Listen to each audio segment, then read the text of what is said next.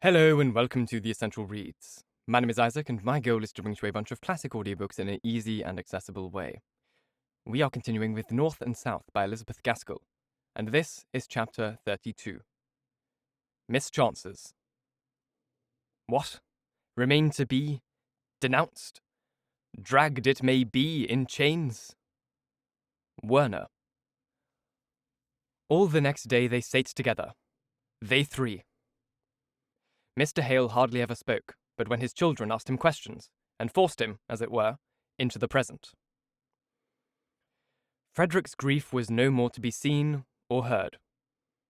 The paroxysm had passed over, and now he was ashamed of having been so battered down by emotion.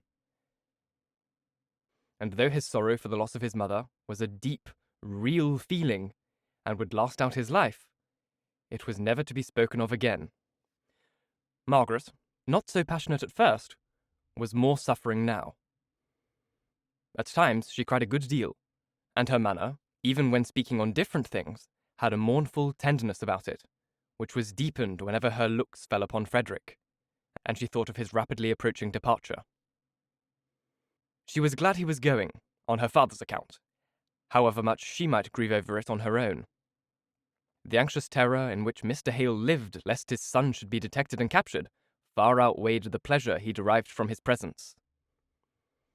The nervousness had increased since Mrs. Hale's death, probably because he dwelt on it more exclusively. He started at every unusual sound, and was never comfortable unless Frederick sate out of the immediate view of anyone entering the room. Towards evening, he said, "You will go with Frederick to the station, Margaret? I shall want to know he is safely off. You will bring me word he is clear of Milton, at any rate?" "Certainly," said Margaret. "I shall like it, if you won't be lonely without me, Papa." "No. I should always be fancying someone had known him, and that he had been stopped, unless you could tell me you had seen him off. And go to the outward station. It is quite as near, and not so many people about it. Take a cab there. There is less risk of being seen. What time is your train, Fred?" 10 minutes past 6. Very nearly dark. So what will you do, Margaret?" "Oh, I can manage. I'm getting very brave and very hard. It's a well-lighted road all the way home, if it should be after dark. But I was out last week, much later." Margaret was thankful when the passing was over. The passing from the dead mother and the living father. She hurried Frederick into the cab, in order to shorten a scene which she saw was so bitterly painful to her father, who would accompany his son as he took his last look at his mother.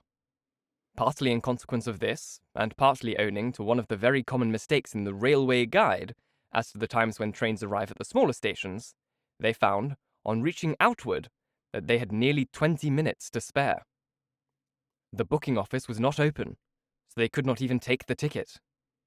They accordingly went down the flight of steps that led to the level of ground below the railway. There was a broad cinder path diagonally crossing a field which lay alongside the carriage road, and they went there to walk backwards and forwards for the few minutes they had to spare. Margaret's hand lay in Frederick's arm. He took hold of it affectionately. "Margaret, I am going to consult Mr. Lennox as to the chance of exculpating myself so that I may return to England whenever I choose, more for your sake than for the sake of anyone else.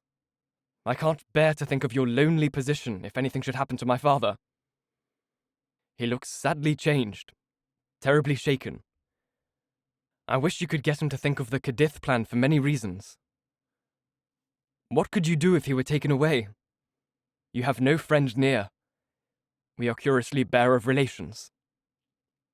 Margaret could hardly keep from crying at the tender anxiety with which Frederick was bringing before her an event which she herself felt was not very improbable, so severely had the cares of the last few months told upon Mr. Hale.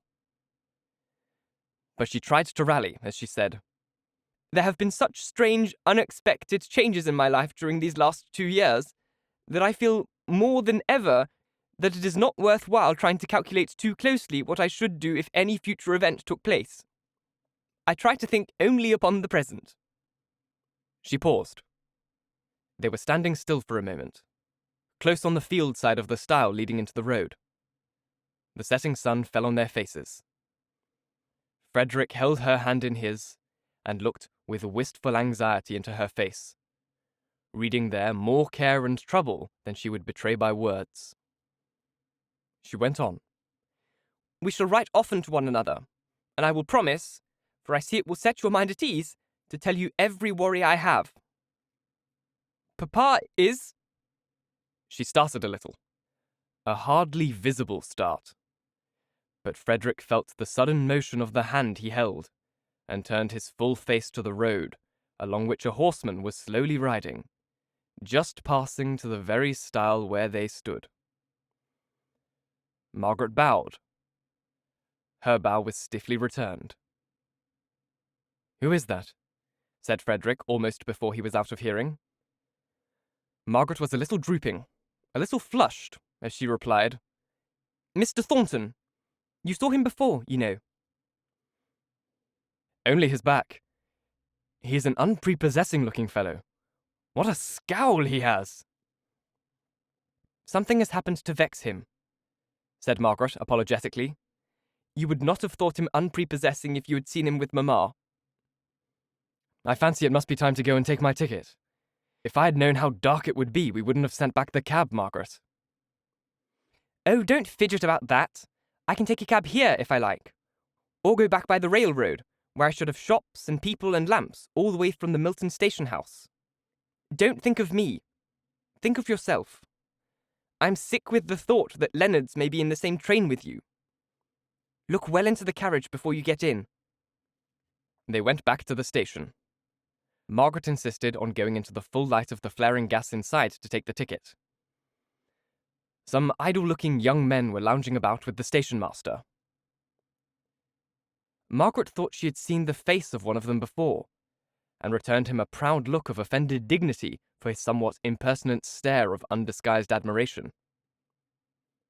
She went hastily to her brother, who was standing outside, and took hold of his arm. "Have you got your bag? Let us walk about the platform here," said she, a little flurried at the idea of so soon being left alone, and her bravery oozing out rather faster than she had liked to acknowledge even to herself. She heard a step following them along the flags. It stopped when they stopped, looking out along the line and hearing the whiz of the coming train.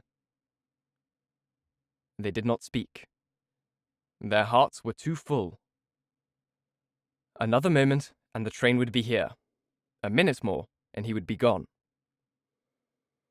Margaret almost repented the urgency with which she had entreated him to go to London. It was throwing more chances of detection in his way. If he had sailed for Spain by Liverpool, he might have been off in 2 or 3 hours. Frederick turned round, right facing the lamp, where the gas darted up in vivid anticipation of the train. A man in the dress of the railway porter started forward. A bad-looking man, who seemed to have drunk himself into a state of brutality, although his senses were in perfect order. "By your leave, miss," said he, pushing Margaret rudely on one side and seizing Frederick by the collar. "Your name is Hale, I believe." In an instant, how, Margaret did not see, for everything danced before her eyes, but by some sleight of wrestling, Frederick had tripped him up, and he fell from the height of 3 or 4 feet, which the platform was elevated above the space of the soft ground by the side of the railroad. There he lay. "Run!" gasped Margaret. "The train is here! It was Leonard's, was it? Oh, run! I will carry your bag!" And she took him by the arm to push him along with all her feeble force. A door was opened in the carriage. He jumped in, and as he leant out to say, "God bless you, Margaret," the train rushed past her, and she was left standing alone. She was so terribly sick and faint that she was thankful to be able to turn into the ladies' waiting room and sit down for an instant. At first she could do nothing but gasp for breath. It was such a hurry, such a sickening alarm, such a near chance. If the train had not been there at the moment, the man would have jumped up again and called for assistance to arrest him. She wondered if the man had got up. She tried to remember if she had seen him move. She wondered if he could have been seriously hurt.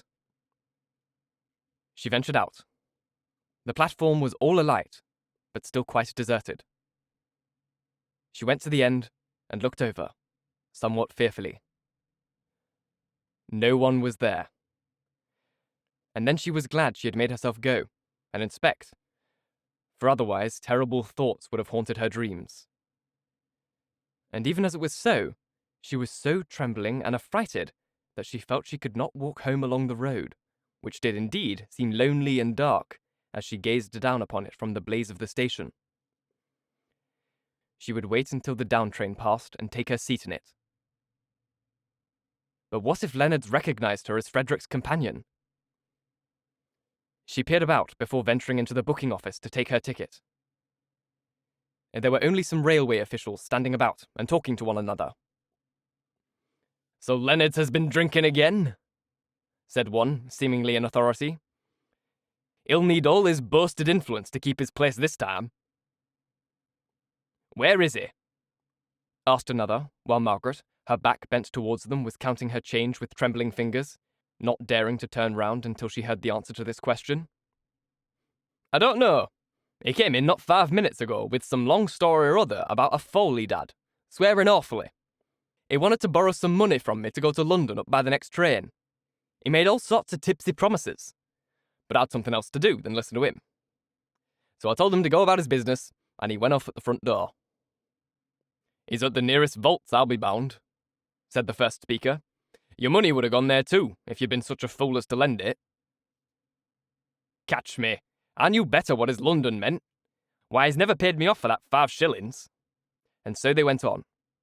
And now all Margaret's anxiety was for the train to come. She hid herself once more in the ladies' waiting room, and fancied every noise was Leonard's step. Every loud and boisterous voice was his.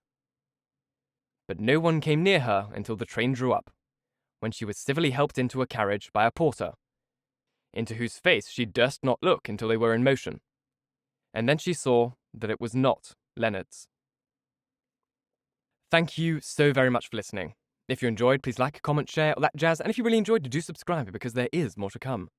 If you're listening on podcast, please leave a review as it's the easiest way to get this in front of as many people as possible, and reading your reviews really, really makes my day. If you want to support the show further, there is a Ko-Fi link here on screen, or you can find the same link in the description box. It's just a direct way to donate towards the show. You can also do direct donations on YouTube. But the best thing that you could do for me right now would just be to put the show on your podcast platform of choice while you're awake or while you're asleep, and just help me get the listening hours requirements that I need there so I can finally unlock monetization on podcast platforms as well. It would truly, truly be life-changing for me. Once again, thank you so very much for listening, and until next time, bye-bye.